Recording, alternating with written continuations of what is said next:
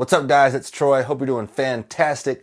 Today, let's talk about confidence. What I want to show you is how you can create magnetic energy, meaning that you radiate the type of energy that draws life and people in towards you. And there's certain aspects and things that you can do to actually create that. So before we get started, guys, do me a favor. If you could subscribe, that would be wonderful. Smash that like button and let's get it rolling. So the first thing to understand with confidence is this outer side I have here. The breath, the body, and presence. That is what we're always looking to create. And also, these three things create presence. They create confidence. So when we're in our breath, it brings us into our body. We're naturally relaxed. I come into the center point of my body rather than in my head. When we are in our head is when we get concerned and scared and fearful and tight, and we lose our voice. And the next thing you know, you're not very confident. So you want to be relaxed into your breath, which puts you into your body and then helps you have presence. You're very in the moment, very loose, very flowing, very creative from these spaces. If you're trying to connect and communicate and display confidence, you need to be relaxed and loose in your mind. If we're tight in our body, we're going to be tight and fast in our head. And you cannot be creative and spontaneous in those types of states. So these three things kind of drive the entire mechanism. Beyond that is projection, the way we use our voice. Is your voice going out or is your voice drawing in? When you say hello to people, are you bringing it in or are you pushing it out? And so the way you can practice this is just literally practice using vocal projection. Using extending your voice. I'm giving you guys like the cliff notes with this stuff, so we won't go like super deep into it. But projection is an entire aspect of displaying confidence. Does my voice go out or is it being drawn in? And also, like right now, I could talk like this for a very long period of time because I'm relaxed. If I was tight and tense while I'm talking to you, I'd burn out my vocal cords. My projection wouldn't be strong. It'd be here, it'd be in my own throat. So I'm relaxed, I'm breath, body, presence with projection. Tonality. There's 3 levels of tonality. Meaning like if I speak high, if I say like, hey, how's it going? I'm Troy. Like, hi, I'm Troy. Notice how that sounds. I use this like a lot of times in business when you're somebody asks you maybe what you charge or what your rate is. Oh, I charge $100 an hour.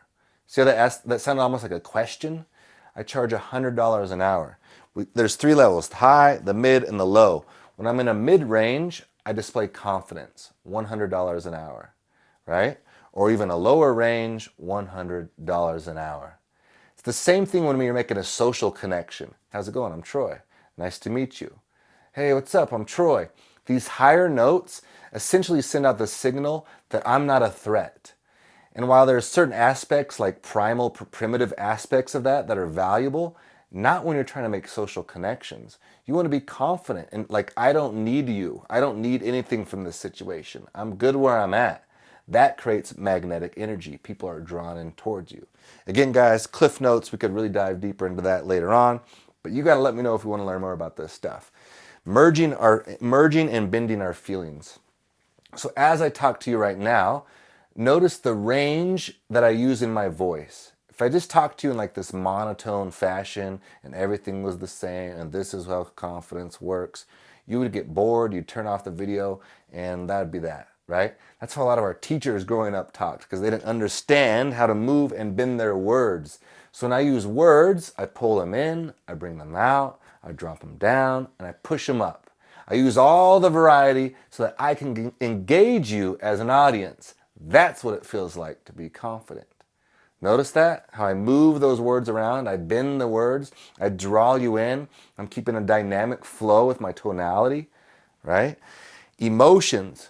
Can you make people feel your emotions when you're communicating, when you're displaying confidence, when you're telling a story? Right? One of the best ways in a social situation to create attraction and magnetism is to tell stories. Are you a good storyteller?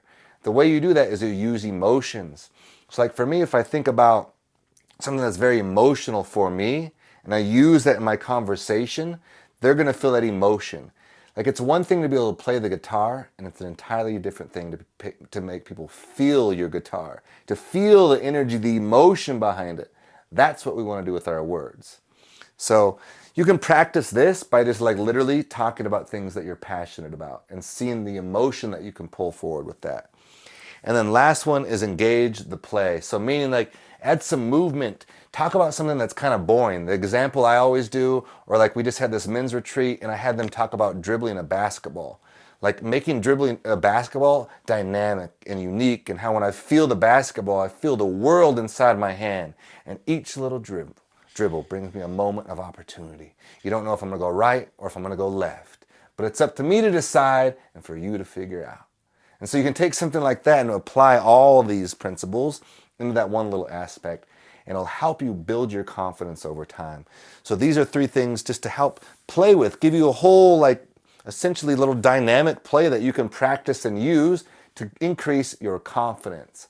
So I hope that helps, guys. Let me know if you enjoy stuff like this. Until next time, peace.